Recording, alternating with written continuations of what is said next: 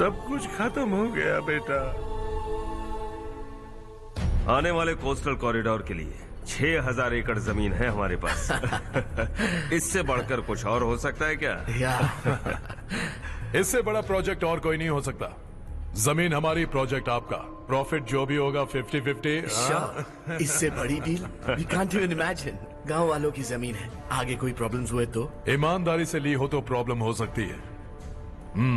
लेकिन अगर 2-4 को टपका कर जमीन ली हो तो दोबारा इस तरफ कोई नहीं आएगा।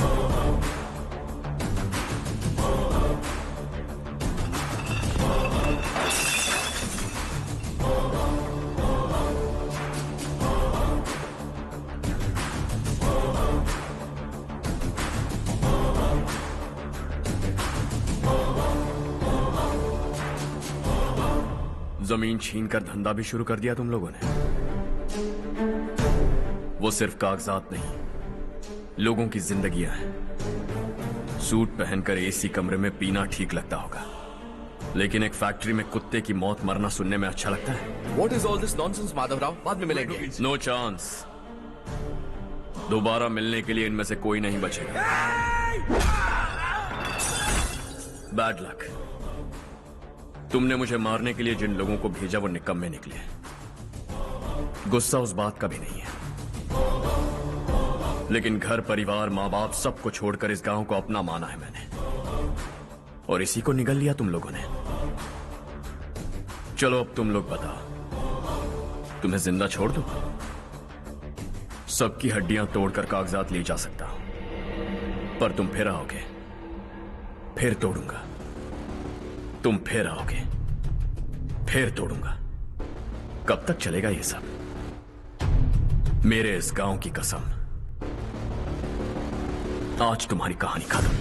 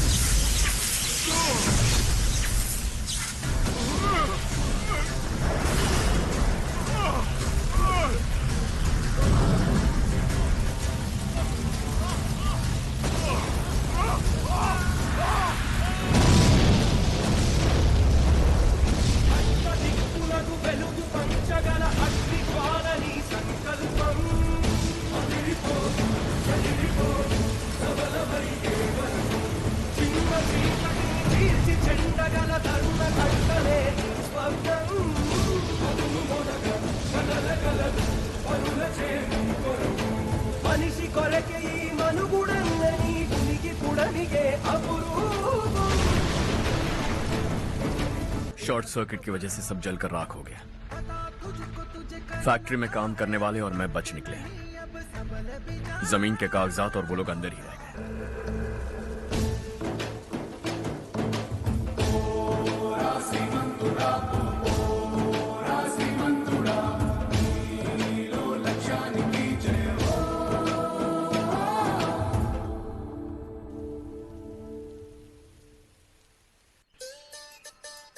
हाँ हो गया। पंडित जी, संक्रांति के बारे में आपको कुछ हमारा गांव उस गांव से ज्यादा खूबसूरत है। उस गांव जाकर आया हूँ अपने गांव की बात ही अलग है। सुबह सुबह कहाँ से आ रहे हो बेटा?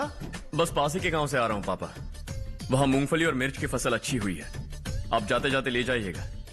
आपसे पैसे नहीं लूंगा।